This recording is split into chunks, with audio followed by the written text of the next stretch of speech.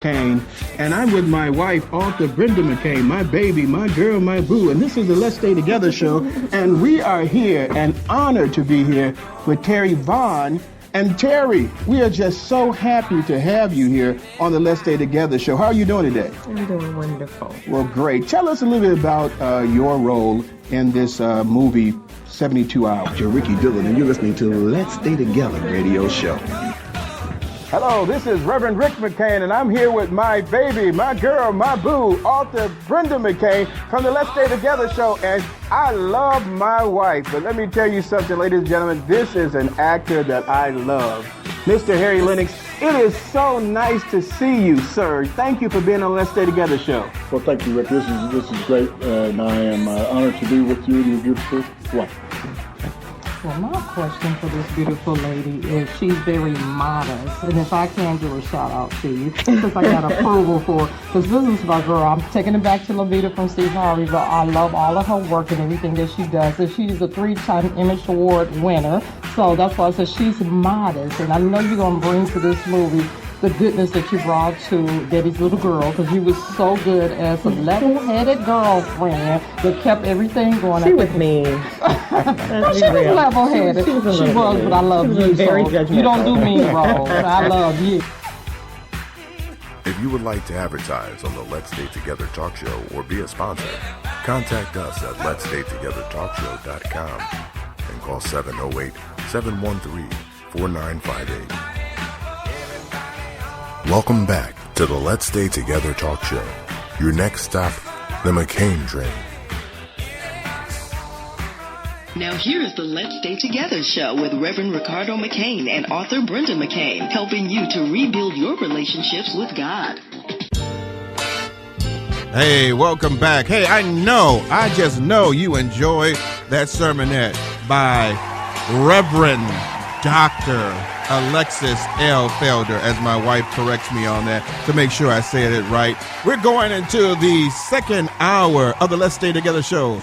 I'm your host, Reverend Ricky McCain, along with my baby, my girl, my boo, author Brenda Faye McCain. Oh, no, you didn't do that to me. That's hey, if I got to say her name, I got to say your full name too, right? No, you don't. Faye means that you're fabulous, baby. He is to the smack, okay? I would prefer Brenda F. McCain. Okay, well, I Brenda Fabulous McCain. Okay, go ahead, clean baby. That on do your thing. Do your thing. Okay, then jumping right back into the saddle over here. One of the questions that seemed to plague my mind when I was doing my research was, what are some of the stereotypes that need to be demystified about a homeless person? Ooh, I got that eye shock look from Reverend Bynes. Like, what? It's a lot. It's a lot. One is that they were born that way. That they don't want help. Yeah. And that if you give it to them, they're not going to do the right thing with it. That's right. Oh. Yeah, it's their fault that they're like this. That's right.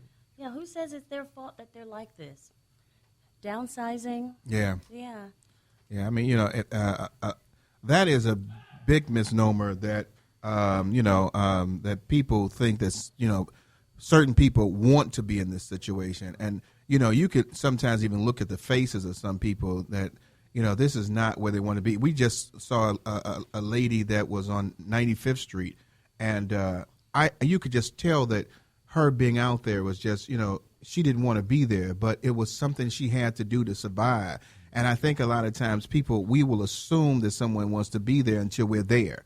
And then you'll understand that I didn't want to be here, so that person doesn't want to be. We always have to be in the situation to understand instead of just understanding the situation. We've got to be in it before we understand. And that's unfortunate. Yeah. Because Jesus had compassion. Right. Yeah, God so loved the world that he gave. He wasn't a sinner. He wasn't in a fallen state. But he had compassion upon us, and he wanted us in relationship with him and wanted us in a restored state. Right. And so he gave his son. And so we need to view the world through those compassionate lenses and seek to help people. Yeah, and it's one of the thing about it a lot of times is that when some of the misnomers about that is always think that there's something mentally wrong with someone. They may think that person has a mental problem. Because that person may not get a chance to, do the same normal things that you're able to do. So they'll think of that as well. Hey, we've got a caller in here, so I'm going to pick up this caller real quick on the air. Hello, this is Reverend Rick McCain. Who's calling? Hi, it's Resurrection Graves. Hey, Resurrection, how you doing? Thank you for joining us. Absolutely. Thank you for having me. Yeah, so we've been talking about the homeless situation here. I'm with my first lady over here, Reverend Dr. Alexis Felder, and then my queen over here, Brenda McCain, and we have a preacher over here, Reverend Dr. Sellers Vine. And we've just been talking about it. And so we wanted you to kind of share with us a little bit about homelessness and your story as well. Yes, absolutely. Well, since I have my husband sitting here, I'm going to get him to kind of, you can't see him, but he can say hello. Hey, well, tell him to say hello to us right now. Hey, man, how you doing? He kind of yelled across the room. He said hello. Okay. So with our story, basically, I was an entrepreneur. I lost everything, had to close my business, the house foreclosed. I was able to keep the car and my daughter. And we just never lost faith, but really just questioned, okay, God, what's next? And what is it that you want us to do? And how do we overcome this? About 3 years in, I still had not really found that breakthrough, and heard God tell me to go to a particular homeless shelter, and I did that. And that was actually the same week that the earthquake happened in D.C. Okay. And following the earthquake, there was Hurricane Irene. I don't know if you guys remember hearing about that. Oh, yes. And so during that week, I actually slept outside in the car because I had heard a word from God, and this was what he had instructed me to do, was to go to this particular shelter. And when I went in, they told me that they didn't have any beds available. So I said, okay, God, well, I trust you. You know, you clearly have a plan. I don't know what it is, but we're going to roll with it. And I, as I said, slept in the car that week. And then on Friday, I go back in, ask him again. I had been asking all week, but on Friday I go back in and ask again. There was another person that was at the counter. And he said, I have no idea why she would not let you in this entire week. We had a bed available. In fact, we had 3. Oh, wow. And so I get into the shelter, and then there's this guy looking at me with these big, amazing eyes across the room. And I'm walking into a homeless shelter, so I'm kind of like, okay, God, protection, please. Where are the angels? And then the other part of me is saying, okay, I'm supposed to be on the lookout for something. And I asked God before going into the shelter, what is it that he sent me there for? And he said very clearly, look for selflessness. And I was like, really? Selflessness? And it turned out to be that, you know, I believe I was sent there to meet my husband.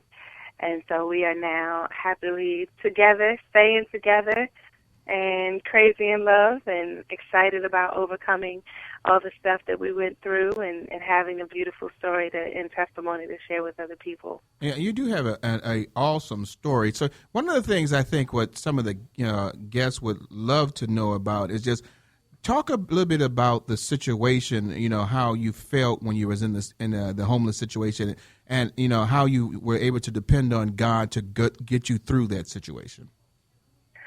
Well, how I felt. I felt like, Lord, please give me instruction, give me a word. I wanted very much so to overcome what I was going through. And so it didn't feel good. I still, at this point in my life, will not ever say that I'm glad I was homeless, even if that did result in me meeting my husband. I just would not wish that kind of trauma or experience on anybody. But go ahead. I'm sorry. Resurrection, this is Brenda again. I want to know, how long did you stay in the shelter? I was in more than one shelter. I was in a family shelter, and we got kicked out because they said that I was too ambitious. They got wind that I was writing a memoir, and they said that I was too ambitious so I could make it on my own. So they kicked me and my daughter out of the shelter at like 9 a.m. Wow. Right after I had taken her to school, I came back, and they said, you got to go. And then the next time I was in a shelter was this instance what I'm mentioning to you, where I met my husband. So altogether, I was in a shelter for, I guess, a couple months total. And so obviously I was homeless for 3 years, so that meant that we slept on the couch when we could. We slept in the car. Obviously I couldn't tell people at the time. My daughter's 18 now, so I don't mind saying that out loud because no one can take her. But there were just all kinds of things that we had to endure. So we weren't always in the shelter. Okay, and I know you said God spoke to you for your reason for being in there, but did you ever, in your wildest dream, think you would find your husband in a shelter? I was open to it. I believe God had opened my heart and my spirit, and so I did not in my mind imagine it, but my spirit was ready for whatever came next.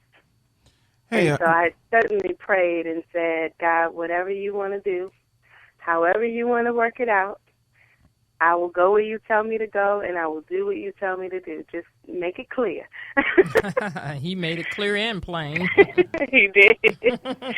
He did. So, Resurrection, talk to me a little bit about, for a young lady who might be going through the situation right now where she may be homeless or she's actually homeless. Help her out to understand how you can depend on God in a hopeless situation. Yeah, I think one of the things that I hear, and of course we have an organization now, a ministry called Glory Soldiers Global, so we work with homeless people as well. So even outside of what we have experienced, I get to talk to other women who are homeless and often homeless with children. And one of the things that I always share is that you really want to hear from God. Yes, you're going through some challenges, but you want to be able to hear his voice, get into a place where you can hear his voice and nobody else's. Because people will tell you what they think you should do in order to overcome your situation. But they are not themselves in your situation. So, someone told me to go get a job at Walmart. Well, Walmart at the very most would pay me, I think it was $8 or $10 an hour. Well, in Washington, D.C., in order for me to qualify for a one-bedroom market rent, I needed to make $40,000 or $45,000 a year. And once I did my calculations of my personal budget, I needed to make $60,000. If I was doing it by myself, no subsidies, et cetera, et cetera. And so people will often tell you how they envision you overcoming something, but you really need to hear from God because he's the one who has the answer. So my answer to that question is that I would instruct or encourage young women to really get into a place where they're not focused on what everybody else is telling them to do. I'm just amazed at what you said earlier, that you got kicked out of the family shelter for being too ambitious. It seems as though they will want to help people who are trying to better themselves. But in your case, that ended up being a total opposite. And then in many people's cases. Well, yeah. But I mean, firsthand with you talking to you in regards to what you just mentioned, so much, it seems as though the shelters really don't provide a lot. They don't. And I know our First Lady broke that down, but I mean, and I know she's speaking probably from Illinois and other places and from you being firsthand living in it. What are your thoughts of, like I said, they don't provide enough. You had a daughter with you and you had to make a certain amount just to qualify for a one-bedroom apartment? Yes. So this is a great moment to dispel some myths about homelessness. A lot of times people think you're homeless. Oh, well, you just need housing. And many times people are dealing with other barriers that they have to overcome before they can even get housing. And so it could be a criminal record from their past. It could be money that they don't make enough, so maybe they're employed, as I mentioned, but underemployed, and so they don't qualify to get their own apartment. There's all kinds of things. I had a woman that was going through a divorce, and she was working on a military base, And as a result